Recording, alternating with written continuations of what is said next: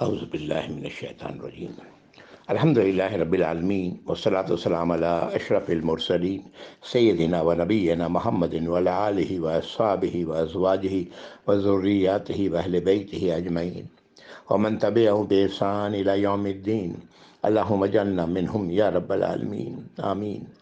اعوذ باللہ من الشیطان الرجیم رب اشرح لی صدری ویسر لی امری واحلل عقدۃ من لسانی یفقہوا قولی۔ اللہم اجعل ھذا لوجہک الکریم لا ریاء فیہ ولا سمع یا رب العالمین۔ ربنا تقبل منا انک انت السمیع العلیم وتب علینا انک انت التواب الرحیم، آمین یا رب العالمین۔ السلام علیکم ورحمۃ اللہ وبرکاتہ۔ سورہ النور۔ الحمدللہ پچھلی نشست میں ہم لوگ آیت نمبر 57 تک آئے تھے۔ آج انشاءاللہ آیت نمبر 58 پڑھیں گے۔ آیت نمبر 58 سے لے کے آگے تک 4-5 ہدایات آ رہی ہیں اللہ کی طرف سے، اور شروع میں ہم یہ بات پڑھ چکے ہیں اسی صورت کے شروع میں کہ یہ تمام ہدایات جو اس صورت میں آئی ہیں یہ فریضہ ہے، فرض ہے مومنوں کے لیے۔ جو لوگ ایمان رکھتے ہیں صحیح معنوں میں اللہ پر، اللہ کے رسول صلی اللہ علیہ وسلم پر اور آخرت پر، ان کے لیے یہ سب لازمی ہے کہ وہ ایسا کریں۔ آیت نمبر 59۔ اعوذ باللہ من الشیطان الرجیم یا ایھا الذین آمنوا لیستأذنکم الذین ملکت ایمانکم والذین لم یبلغوا الحلم منکم 3 مرات۔ اے ایمان والو، چاہیے کہ تمہیں چاہیے کہ تم میں سے چاہیے کہ اجازت لیں وہ لوگ جو تمہارے غلام ہیں، یعنی تمہارے دائیں ہاتھ کی ملکیت ہیں، غلام اور لونڈیاں ہیں، باندیاں ہیں، اور وہ بچے جو ابھی سن بلوغت کو نہیں پہنچے ہیں، یعنی وہ اس عمر کو نہیں پہنچے ہیں کہ وہ عورتوں کے متعلق وہ زیادہ جانتے ہوں۔ تو 3 ایسے مواقع پر میں نے آیت کا ترجمہ لفظ بلفظ کرنے کی کوشش کی۔ میں اس کو پھر ایک بار دہرا دیتا ہوں ترجمے کو کہ ایمان والو، تم لوگوں سے اجازت طلب کریں 3 مواقع پر تمہارے غلام اور تمہاری باندیاں اور تمہارے چھوٹے بچے تمہارے پاس آنے کی۔ من قبل صلاۃ الفجر وحین تدعون ثیابکم ومن الظہیرۃ ومن بعد صلاۃ العشاء۔ وہ اوقات کیا ہیں 3؟ فجر کی نماز سے پہلے، اور دوپہر میں جب تم اپنے کپڑے اتارتے ہو، یعنی ظہر کی نماز کے بعد، اور عشاء کی نماز کے بعد۔ یہ 3 ایسے اوقات ہیں کہ جس میں انہیں چاہیے کہ وہ اجازت لے کر کے آئیں تمہارے پاس۔ صلاۃ و عورات لکم، یہ 3 وقت تمہارے خلوت کے ہیں، تمہارے پردے کے ہیں۔ لیس علیکم ولا علیہم جناح بعدہن، اور نہ تم پر کوئی گناہ ہے نہ ان لوگوں پر اس کے علاوہ، اس کے بعد وہ جب وہ آئیں۔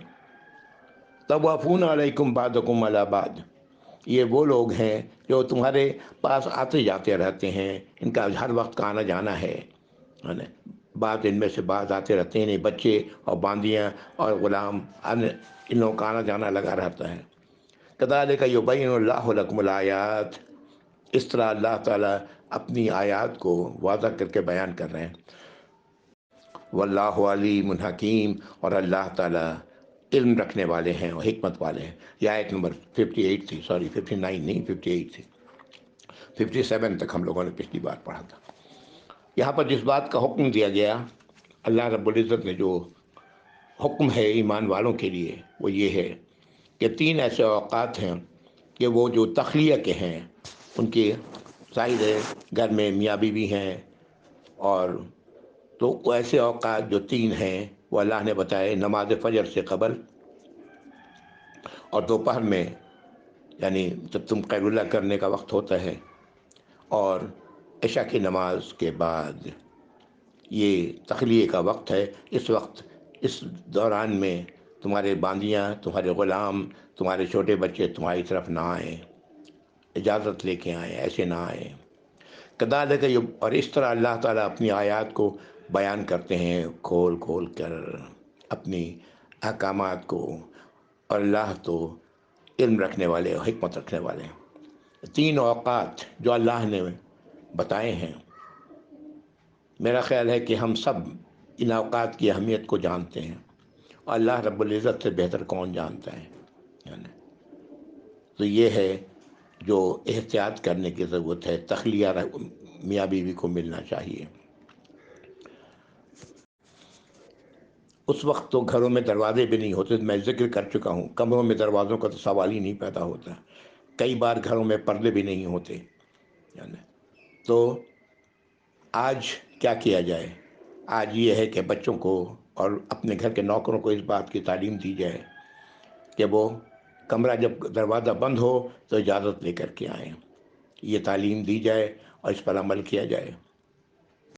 آیت نمبر 59، وَإِذَا بَلَغَ الْأَطْفَالُ مِنْكُمُ الْحُلُمَ فَلْيَسْتَأْذِنُوا كَمَا اسْتَأْذَنَ الَّذِينَ مِنْ قَبْلِهِمْ۔ اور جب یہ بچے، چھوٹے بچے جب بڑے ہو جائیں تو ایسی حالت میں وہ اجازت لے کر کے آئیں کمروں میں، کسی بھی وقت ان کو اجازت لے کے آنا چاہیے جیسے کہ پہلے ہوتا رہا۔ کذالک یبین اللہ لکم آیاتہ، اس طرح اللہ تعالیٰ واضح کر رہے ہیں اپنی آیات، اپنے حکام، اپنی ہدایات۔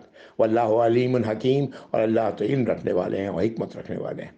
یہ تو خاص اوقات تو بتا دیے گئے، اس کے علاوہ دوسرے اوقات میں بھی جب بھی میاں بیوی اپنے کمرے میں ہوں تو اجازت دے کر کے آئیں بچے۔ یہ بچوں کو اس چیز کی ٹریننگ، گھر کے لوگوں کو اس بات کی ٹریننگ ہونی چاہیے، یہ نہیں کہ دروازہ کھولا اور گھس گئے۔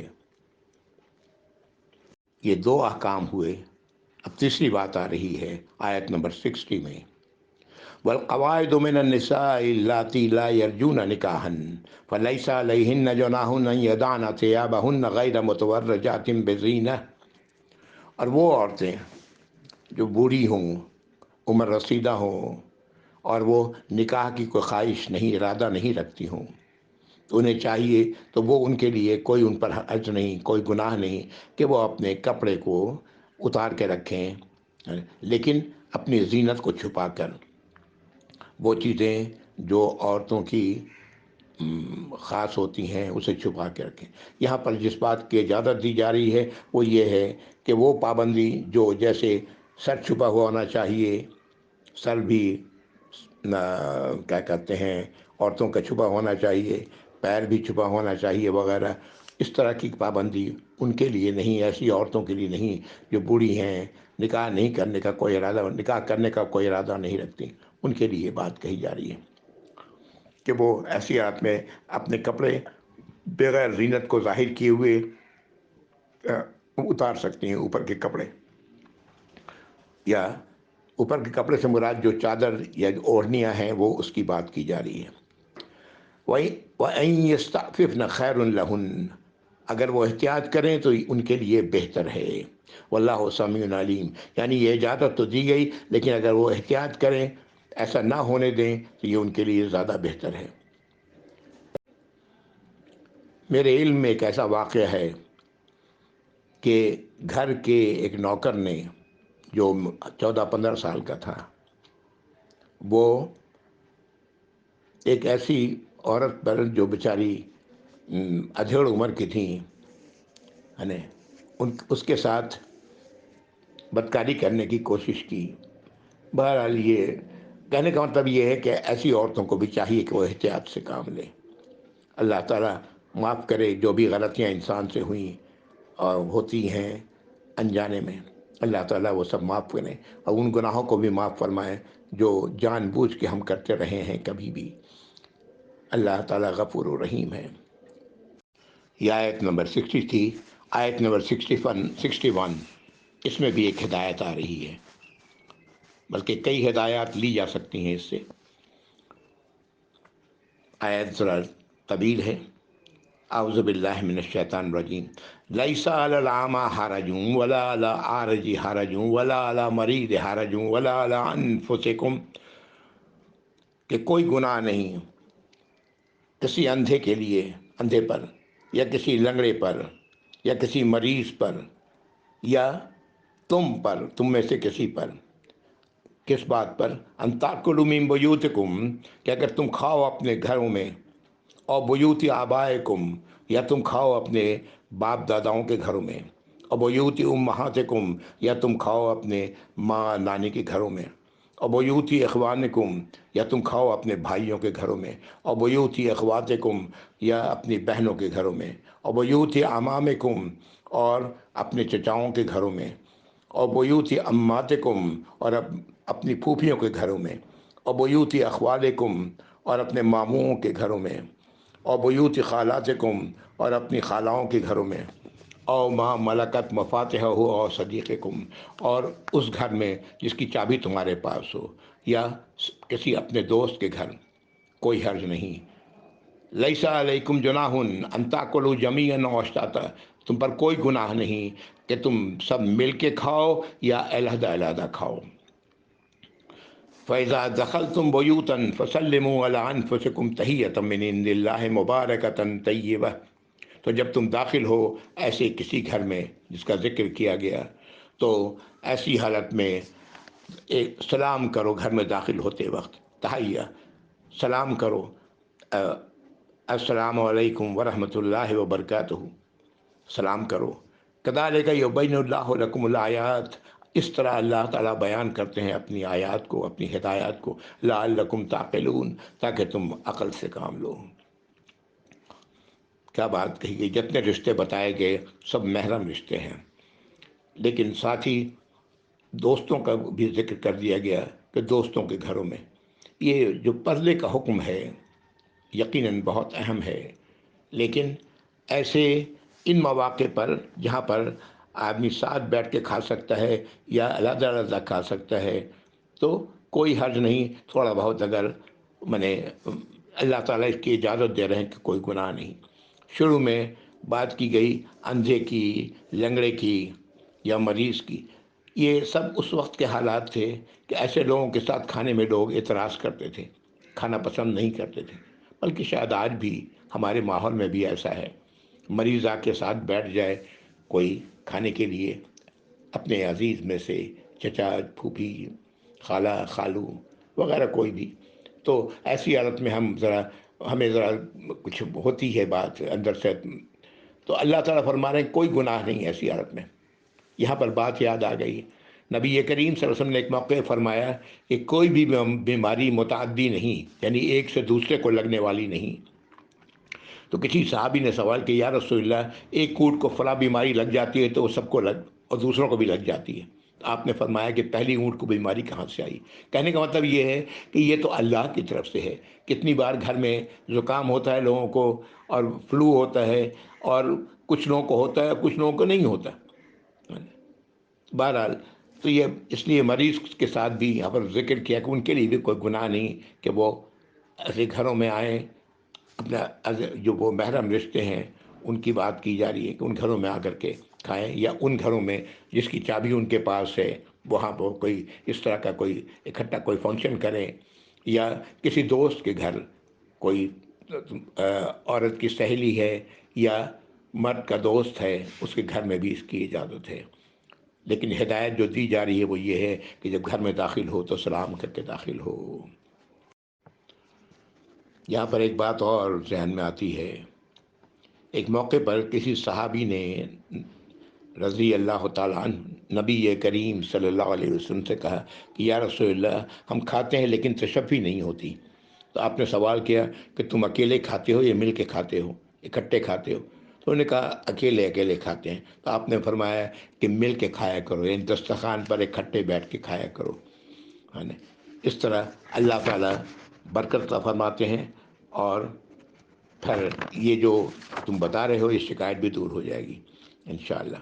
تو کہنے کا مطلب یہ ہے کہ یہ اب تو خیر یہ دسترخوان کا رواج نہیں رہا، بلکہ حقیقت یہ ہے کہ آج جو لوگوں کے پیروں میں تکلیف ہے، گھٹنوں میں تکلیف ہے، اس کی بنیادی وجہ ہم نے اپنا طرز زندگی بدل دیا ہے۔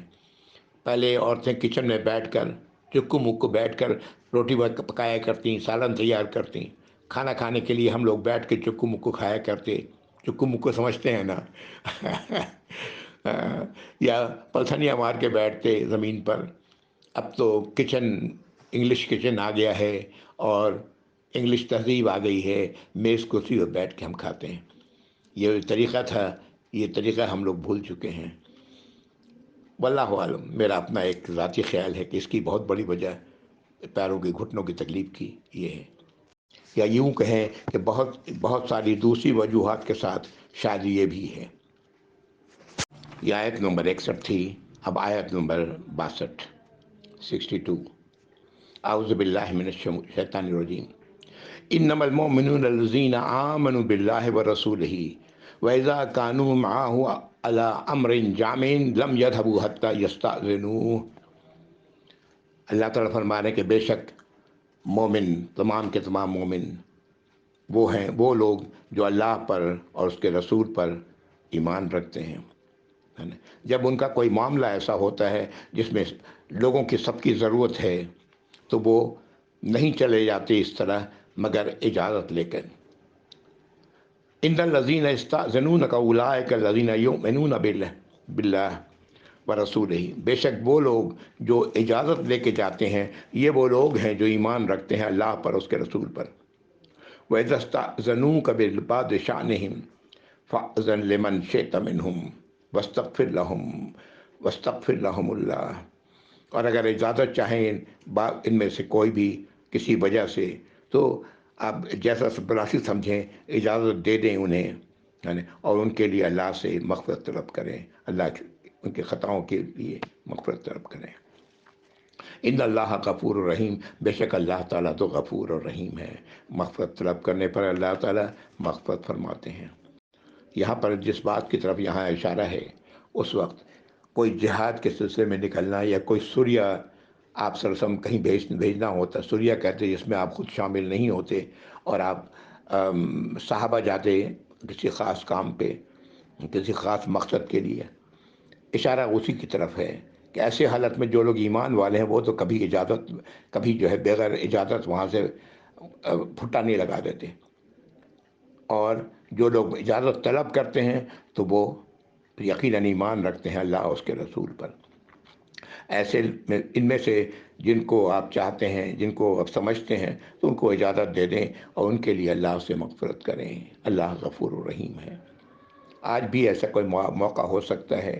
بہرحال یہ ایک عمومی اجتماعی بات ہے جس کی ہدایت اللہ رب العزت نے دی ہے کہ ایسی حالت میں بغیر اجازت لیے اپنے کسی امیر سے، جو امیر ہے وہاں جس کے ساتھ بیٹھے ہوئے ہیں، جس کے گھر میں بیٹھے ہوئے ہیں، تو اس سے اجازت لیے بغیر نہیں جانا چاہیے۔ ویسے بھی کبھی آئے ہیں کسی گھر میں بھی تو ابھی ہمیں چاہیے کہ جانے سے پہلے اجازت لیں، یا ایسے کوئی درس وغیرہ ہو رہا ہے تو چاہیے کہ وہاں سے اٹھنے سے پہلے اجازت لے کے اٹھیں، اور جس سے اجازت لی جا رہی ہے اسے چاہیے کہ اللہ سے مغفرت طلب کرے، اللہ سے اس کے لیے جو جا رہا ہے اپنے کسی کام سے۔